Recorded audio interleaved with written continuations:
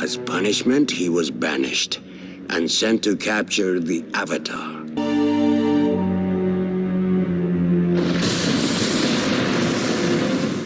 Redemption arcs have become a more popular form of writing for most notably villains, to essentially capture audiences feeling invested in the story being told. Darth Vader's redemption arc throughout the original trilogy has certainly been etched in stone as a perfect example of executing this form of writing. But there's another great example of perfecting a redemption arc.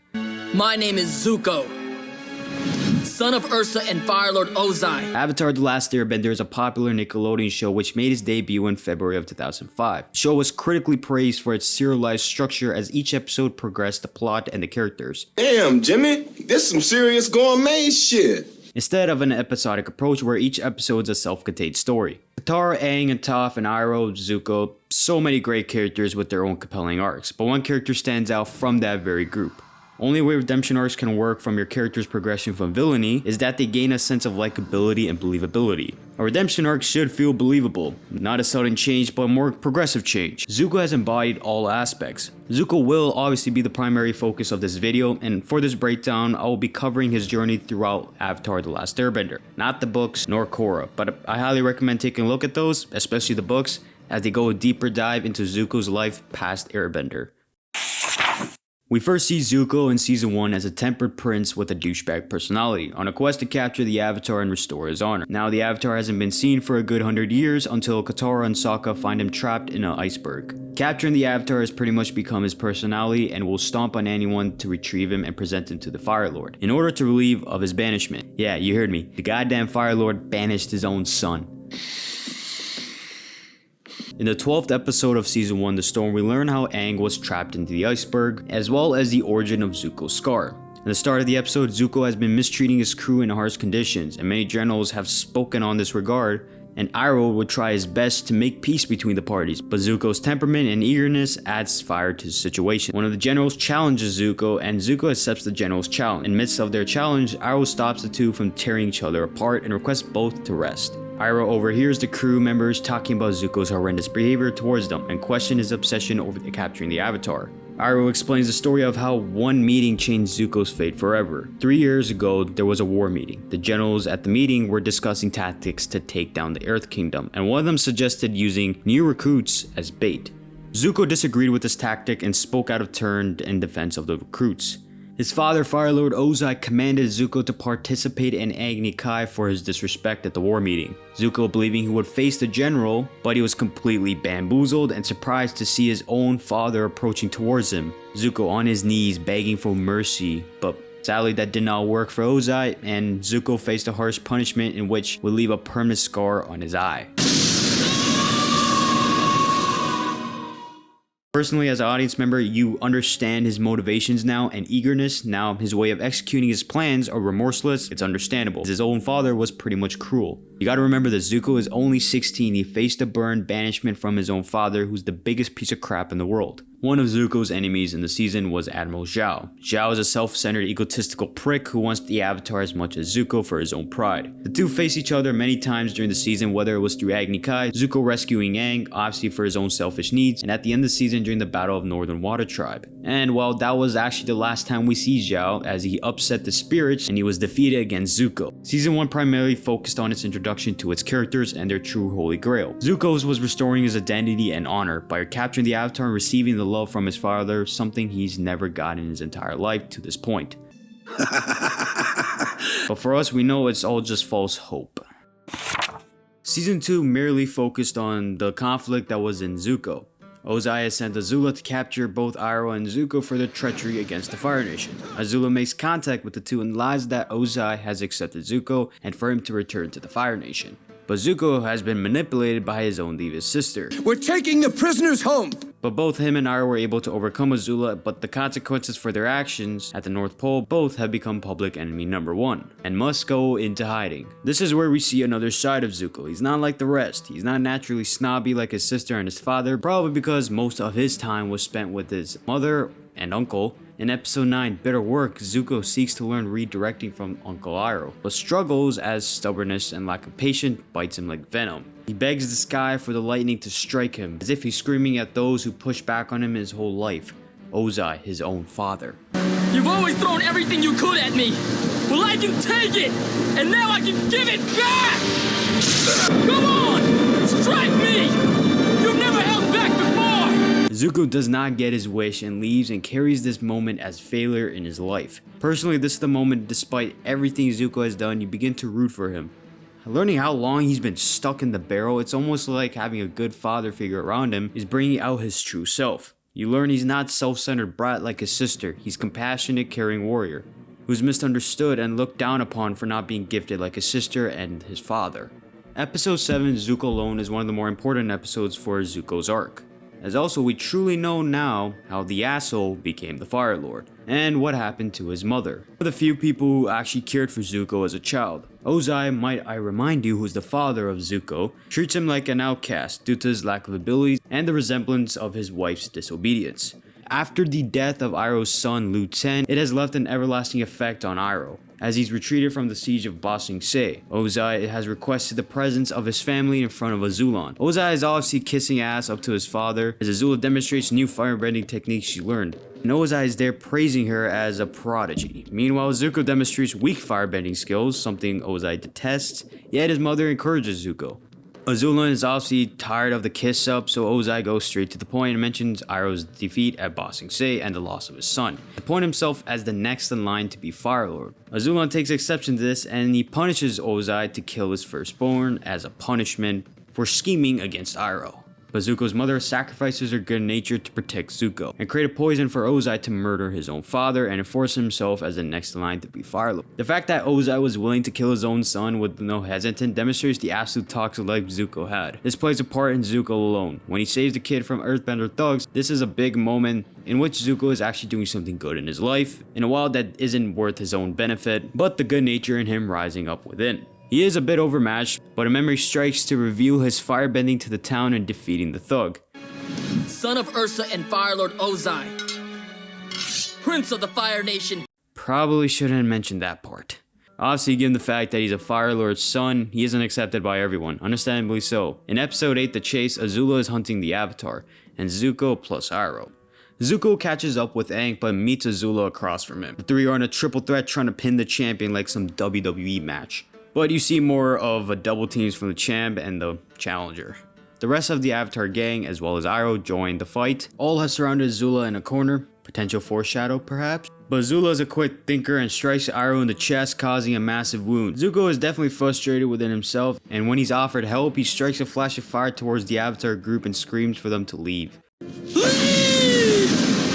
What's so great about these couple of episodes is seeing the slight change in his character, being on the hunt from the Fire Lord and seeing instances of working with the Avatar to take down a common enemy. It's like he's driving away from his old self. It's like he's slightly not focused on capturing the Avatar, but is more trying to find out who he is. It's what makes him more likable as a character because you understand the situation he's in. I mean, he was isolated as a kid, dueled his own father for only speaking out on a horrid strategy to now being hunted by his own people. He's doing good, but there's that slight conflict in him that keeps him away from embracing the right path entirely. Him and Iroh are refugees at Ba Sing Se and work at a tea shop. Jet, who is a refugee himself, spots Iroh heating up tea using firebending.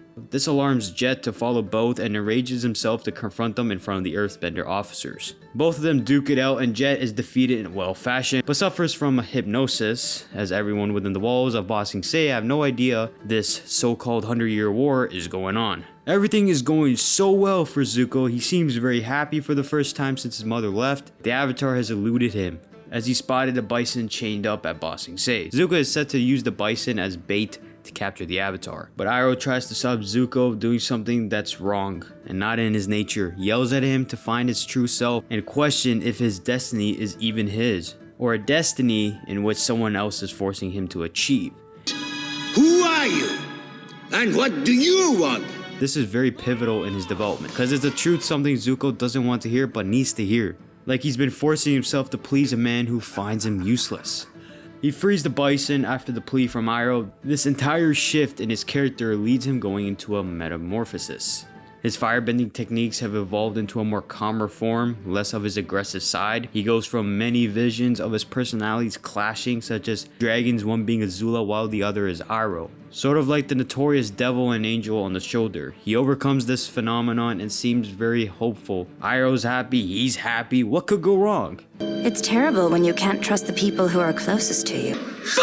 Azula and her team were able to infiltrate Ba Sing Se. The Avatar team, Zuko, Iroh are underneath the tunnels. Zuko and Katara are trapped in one tunnel and they discuss their personal issues. Katara understands and consoles with him, offers to heal a scar. Aang arrives to the scene, and despite what happened between Katara and Zuko, there's still bad blood between Aang and Zuko. Understandably so. Azula arrives again to capture the Avatar. Iroh reaches out to Zuko to make a decision. We cut to Aang and Katara running away from Azula. Azula is between the two until Zuko bursts out, and you expect Zuko to help Katara and Aang. He digs himself back to his false perception and helps Azula to take down the Avatar. Iroh arrives to buy Katara some time to take Aang out of this predicament. Iroh is defeated and is disappointed by Zuko's decision, as Zuko fell into the same path, yet of a false perception of himself. Now, I know this is a sudden change in his path considering what he's been through in Season 2. The show makes you believe Zuko will join the Avatar and defeat the Fire Lord. But there's key instances throughout Season 2 where Zuko still acknowledges he's the son of Ozai. He wants to redeem himself. He's done good, he has had a shift in his character and made amends with Katara, but never made amends with Aang. And a very important aspect that's been lingering around him is Azula. Let's refer back to the two dragons' dream. They both represent the two sides of Zuko, Iroh convincing Zuko to not follow a destiny that someone else has chosen for him, and the manipulation of the other dragon, which represents Azula, pulling a string, giving him false hope that Ozai will love Zuko if he captures the Avatar and joins her. But for Zuko, manipulation worked. Season 3 of Avatar The Last Airbender primarily focuses on Zuko facing his reality. Throughout the first half of the season, Zuko is accepted by Ozai for killing the Avatar, apparently in beautiful fashion too. She said she was amazed and impressed with your power and ferocity. Yes, Azula lied to Ozai that Zuko killed him, but of course she would lie. She's unsure of herself if the Avatar is alive or not, so why not put the success on him? She doesn't gain or lose anything. If it were to come out that the Avatar is alive, Zuko would just feel the wrath of Ozai. Zuko's gotten everything he's wanted in his life, acceptance from his father, sitting next to him in the war room, but despite all this, he's still confused. Was this what he wanted? Was it worth hurting the one man who deeply cared for him like he was his own son? He visits Iroh numerous times, who's acting like he's beaten and screams at him for being wrong. But he's merely just downplaying his guilt. He visits him a second time bringing his favorite food. He's admitting despite having it all, the feeling is not what he thought it would be. He tries to seek advice from Iroh and believes the Avatar is still out there, and is confused on what he should do. The broken Iroh does not respond and Zuko is left in anger. So what does Zuko do? He hires Combustion Man to find the Avatar and end him. Zuko is all alone in this first half of the season. Nobody seems to understand what he's going through, can't tell the difference between right and wrong. He expresses all his frustration to his group and screams in anger. He isn't pissed at anyone but himself. I'm angry at myself!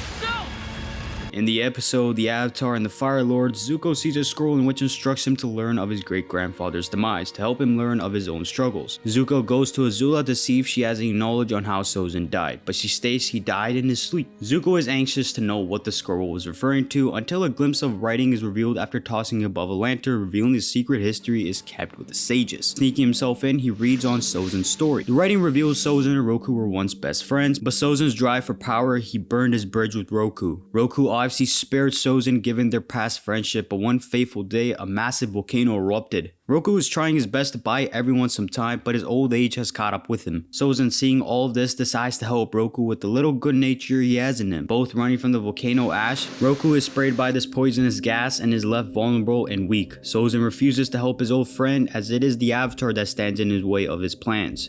Without you, all my plans are suddenly possible. Which is expanding the Fire Nation. This very moment is what resulted in Roku's Permanent end.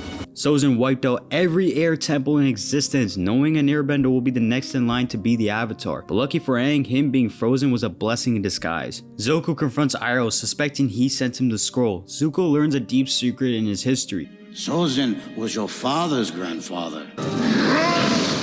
Your mother's grandfather was Avatar Roku.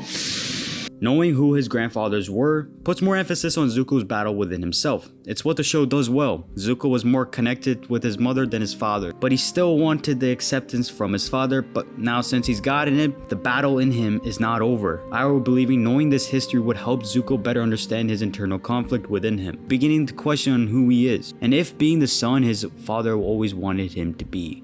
Episode 11, The Day of the Black Sun. This episode is where Zuko's arc finally hits home. After a long battle within himself, he prepares himself to do what he should have done years ago, confronting his father, face to face with the man who caused him internal torture. Zuko reveals the Avatar is alive, and Ozai immediately is frustrated and he hates Zuko. The switch up is actually pretty fucking crazy, not gonna lie. But Zuko finally beats his own mental battle, puts Ozai in his place, and for him to listen. Zuko calls out Ozai for the way he's been treating him, all the horrendous acts he's committed, burning his left eye, no hesitation to kill him when commanded by a Zulon. He's setting the record straight with his own father, a pivotal point in where his arc comes full circle. All these years he's been trying to regain his honor, something he's been desperately trying to fulfill, but it was really the acceptance from his father he always wanted. Ozai wanted someone that Zuko isn't. He casted him out of his life until he's brung something worthy for him to accept, capturing the Avatar. Zuko makes his stance and will join the Avatar to defeat his own wretched father, and tells a hard truth to Ozai, that Iroh has been more of a father to Zuko than Ozai ever was. With the Black Sun reaching its end, Ozai is playing mind games with Zuko, telling him what happened to his mother. Don't you want to know what happened to your mother?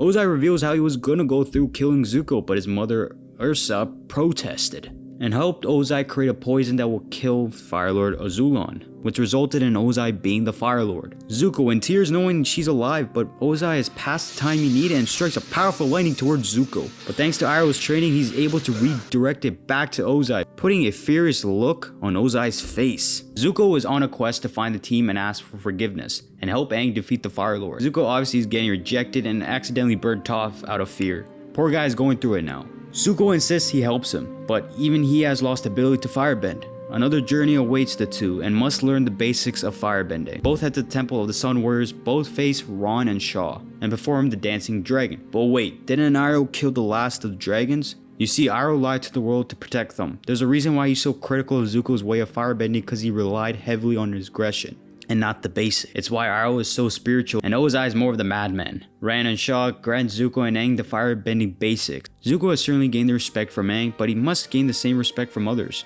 So in the next few episodes, he embarks on a journey with each member, kind of a healing session. Sokka heads to the Boiling Rock to free Suki and his father with Katara. This is certainly a tough one since Katara doesn't trust Zuko at all after betraying her back at Ba Sing Se. Zuko insists to help her find the murderer of her mother. Both head to a village, and this is a closure for Katara. The pure hatred she's been carrying is now released, knowing the man is living a worthless life and not something luxurious. Zuko helped free the pain with her, so everybody in the gang are now okay with Zuko, training every single day, bonding. Crazy how early in the year, Zuko has been chasing them to regain his honor, but actually he was following a purpose that was not his. The comet is about to arrive and Aang has disappeared and the gang has no idea where he went. No trace of his disappearance. The gang, while on their search, run into Bumi and the rest of the White Lotus. Zuko meets Iroh and tries to seek forgiveness, and Iroh grabs Zuko and hugs him. He wasn't angry at Zuko for his decision at Ba Sing Se, but disappointed and sad to see Zuko has lost his way again.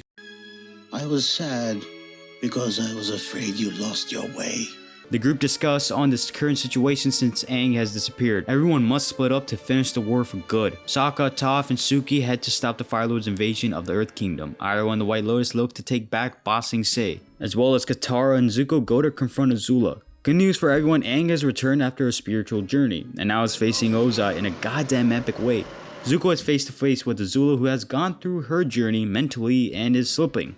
The two duke it out for the throne, and Azula has certainly lost her capabilities as Zuko's natural way of firebending is overpowering her aggressive style. The beautiful cinematography, no dialogue, just the great music composed by Jeremy Zuckerman and the effects of the blazing heat. The amount of detail that is in this fight is so overlooked on, like the clash of the blue and orange dates back to the orange or red dragon and the blue dragon. Tugging on Zuko's strings, this fight captures the path Zuko has chosen with the orange fire and his collision with the manipulator who's created a living hell for him all his life. Zuko challenges Azula to use her lightning. Broken Azula accepts the challenge, but instead of striking Zuko, she fires it towards Katara. Zuko heroically jumps in front and takes most of the effect. Azula chases Katara like cat and mouse, but is outsmarted by Katara and gets put in chains. Distraught, angry, Azula yells a fire cry, and clearly is mentally broken, and the worst part is, she is 14 going through a mental breakdown. Sins of a father has never been more clear in the show than now. Speaking of father, Ozai is defeated. Aang reactivates his chakra but doesn't kill Ozai. Instead gives him more of a severe punishment, losing his bending and lifetime imprisonment.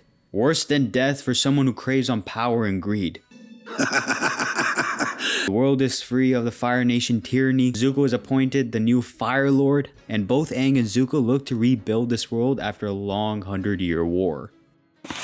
In only 3 seasons. Each character goes through an arc. Each episode doesn't waste time and takes advantage to build character. Zuko is certainly the one who's the most well-crafted character out of the bunch. Redemption arcs can be hit or miss depending on how the writer executes said character. Redemption arcs shouldn't feel rushed. A good redemption arc takes its time revealing the character to the audiences for them to connect with, creating struggles, ambitions, character moments, and a catalyst. A redemption should feel earned, not forced. Look at you, pal. There's a reason why Vader's arc connected with fans. He was likable in his first seconds of screen time. A great villain, he gained respect from audiences. For a villain that's purely evil, there is heart behind the soulless shell. Luke being the catalyst in Vader's story, knowing Anakin was once a beloved Jedi, falling due to manipulation of dark power, the trilogy brought out Darth Vader's heart, who's hesitant to killing his own beacon of life and hope. When the screams of desperation and hell poured, Vader made his moment when he tossed the man who should be dead, but that's a topic for a discussion in another video. He restored balance to the Force. In the case of Zuko, at the start of the show, he's a douchebag and pretty much carried the traditional villain traits. But learning how this man became who he is, you sort of take a seat back and say, hey, this guy might not be all that bad. He's just lost in his own world that he's been forced to follow because of how his own father neglected his own son.